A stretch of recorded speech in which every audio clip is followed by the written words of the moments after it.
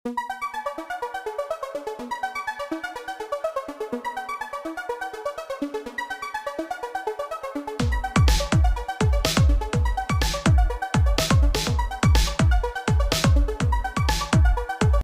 का cues class में एक बार फिर से आप सभी का हार्दिक स्वागत है। तो चलिए ज्यादा देर न करते हुए मैं स्पीडी जीके का आज का पहला क्वेश्चन आप लोगों के सामने लेकर के आया हूं। तो आज का पहला क्वेश्चन है कि मेसोपोटामिया सभ्यता के देव मंदिरों को क्या कहा जाता था? जिगुरात बिल्कुल सही जवाब। और उसका अर्थ क्या होता है? स्वर्ग की पहाड़ी बिल्कुल सही। नेक्स्ट क्वेश्चन, शीशे का प्रथम प्रयोग कहाँ में आरंभ हुआ था? मेसोपोटामिया। अगला क्वेश्चन, विश्व प्रसिद्ध गीजे का पिरामिड चौथे राजवंश के शासक किसके द्वारा निर्मित हुआ? खुफू बिल्कुल सही। सर्वप्रथम सर फ्लाइंडर्स पिट्री ने किसकी खोज की जो अभी भी लंदन के रॉयल कॉलेज ऑफ सर्जन्स में रखी हुई है? मम्मी की बिल्कुल सही जवाब। यूनान का स्वर्ण युग किसके शासनकाल को माना जाता है?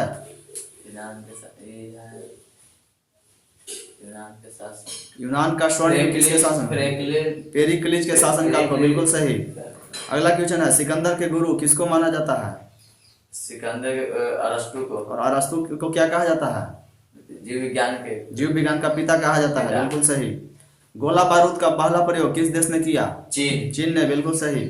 महाप्रयाण घाट किसकी उपाधि स्थल है? डॉक्टर राजेंद्र प्रसाद। सॉरी, किसकी समाधि स्थल है? डॉक्टर राजेंद्र। महाप्रयाण घाट जो है डॉक्टर राजेंद्र प्रसाद की समाधि स्थल है। अगला क्वेश्चन, पुनर्जागरण का प्रारंभ इटली के किस शहर से माना जाता है?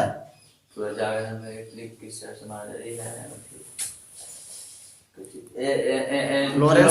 फ्लोरेंस शहर से। पुनर्जागरण का प्रारंभ इटली के फ्लोरेंस शहर से माना जाता है। अगला क्वेश्चन है कि द फॉल ऑफ मैन किसकी प्रमुख कृति है? माइकल एंजेलो की बिल्कुल सही। अमेरिकी स्वतंत्रता संग्राम के समय अंग्रेजों का सेनापति कौन था?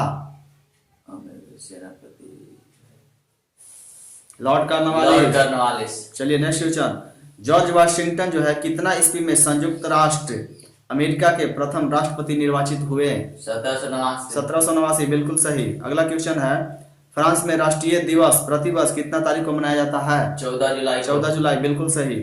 100 चूहों की अपेक्षा एक सिंह का शासन उत्तम है, यह कथन किसका है? वाल्टेयर। बिल्कुल सही, वाल्टेयर का। बिस्मार्क को किसने बाजीगर कहा था? बिस्मार्क को किसने बाजीगर कहा था? विलियम प्रथम ने कहा था। अगला क्वेश्चन, फ्रैंकफर्ट की संधि कितना ईस्वी को और किनके बीच में हुई? फ्रैंकफर्ट की संधि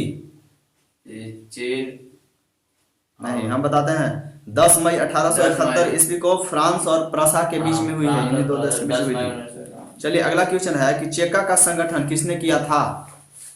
चेका का संगठन लेनिन ने किया था। नेक्स्ट क्वेश्चन, नीली कमीज नामक आतंकवादी दल का गठन किसने किया था? नीली कमीज नामक आतंकवादी दल का गठन किसने किया था? चियांग काई शेक ने। नेक्स्ट क्वेश्चन, लोजान की संधि कितना ईस्वी में और किसके बीच में हुई?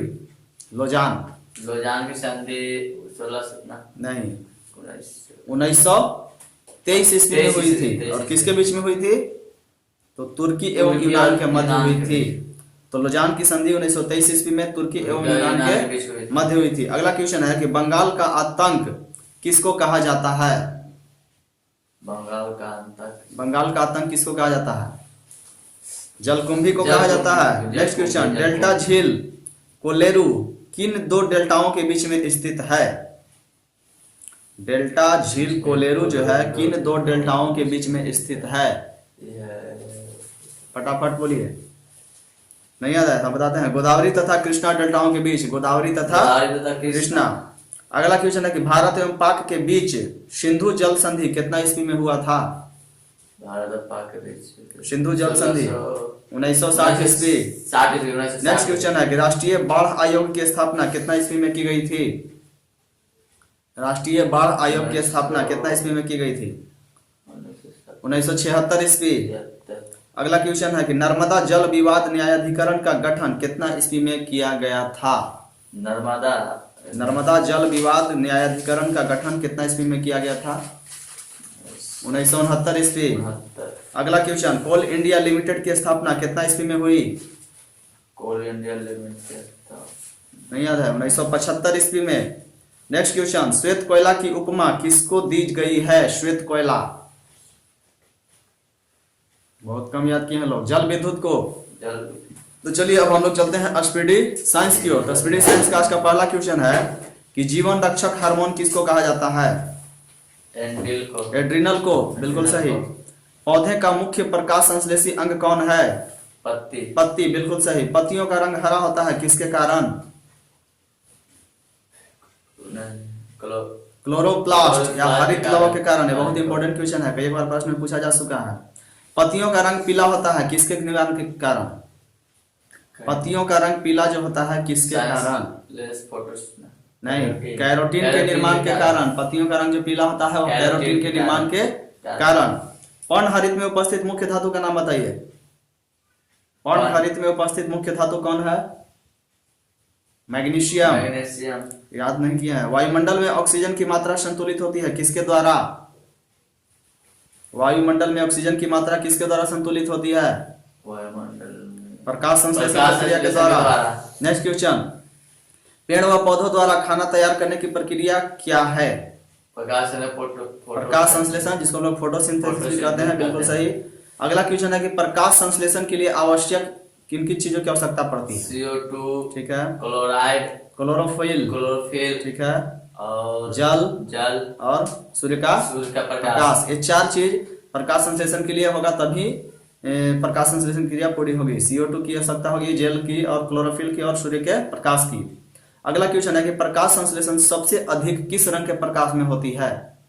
लाल रंग के प्रकाश में, बिल्कुल सही। प्रकाश संश्लेषण में ऑक्सीजन निकलता है किससे? प्रकाश संश्लेषण में ऑक्सीजन निकलता है तो किससे निकलता है? जल से। जल में जल का सूत्र होता है ना H2O, हाइड्रोजन प्लस ऑक्सीजन, तो उसी से निकलता है। चलिए अगला क्वेश्चन है, प्रकाश संश्लेषण का प्रथम स्थिर यौगिक कौन है?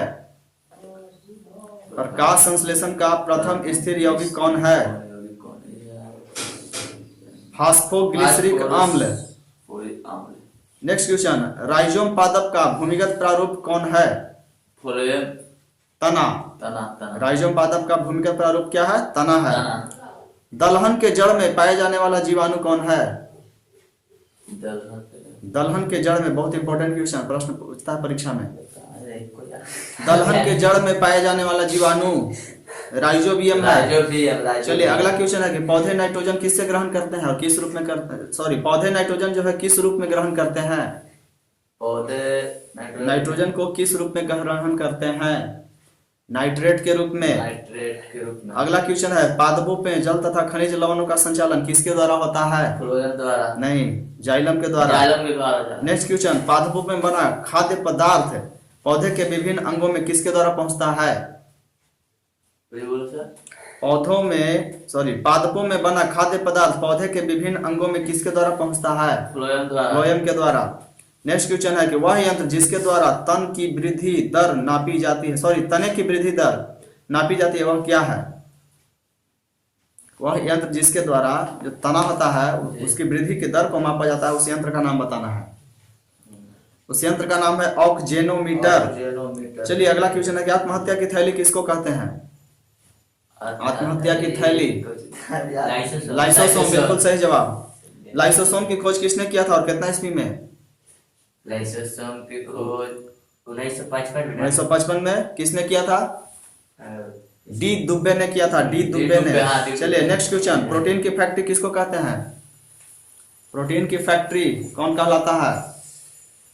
बहुत बदमाशी किए हैं आप लोग, याद नहीं किए हैं। राइबोसोम। प्रोटीन की फैक्ट्री राइबोसोम को कहा जाता है। चलिए हम लोग अब आगे चलते हैं। देखिए जितना भी सारे विद्यार्थी को मैं बताना चाहता हूँ, जितने भी मैं प्रश्न पूछता हूँ प्रतिदिन क्विज में, ये सब बहुत इंपॉर्टेंट रहेगा आपका आने वाला एसएससी, रेलवे या यूपीएससी कोई भी एग्जाम के लिए बहुत इंपॉर्टेंट है। तो चलिए देखिए, कल हम लोग एक ट्रिक के माध्यम से पढ़े थे कि हमारे देश में, भारत में कुछ चीनी यात्री आए थे भारत, और अभी क्रम से आए थे। तो उन चीनी यात्रियों के भारत आने का हम लोग क्रम पढ़े थे। एक ट्रिक था, उस ट्रिक का नाम क्या था? चीनी यात्री को भारत आने क्रम का ट्रिक क्या था कि चीनी यात्री को फांसी हुई। इस तरह से एक ट्रिक याद किए थे। इसको ऐसा नहीं कि मैंने हम कोई गलत बात बोलने, बस एक ट्रिक के माध्यम से याद करने का एक टेक्निक है। तो हम लोग पढ़े थे कि चीनी यात्री को फांसी हुई। तो चलिए फा से क्या नाम याद किए थे हम लोग? फाहियान। फाहियान कितना ईस्वी में आया था? 399 ईस्वी में आया था। उसके बाद हम लोग फा और सी से क्या याद किए थे? संयुगन। संयुगन कितना ईस्वी में आया था? 518 ईस्वी में। और फिर हम लोग हु से क्या याद किए थे? फांसी हुई है ना, तो हु से क्या याद किए थे? ह्वेनसांग। ह्वेनसांग वह कब आया था? 630 ईस्वी में आया था। और लास्ट में हम लोग ई से क्या याद किए थे? इत्सिंग। इत्सिंग कब आया था? तो 7वीं सदी के अंत में। और ये सारा चीज याद नहीं है, इसका मतलब कि बहुत बड़ा लापरवाही है।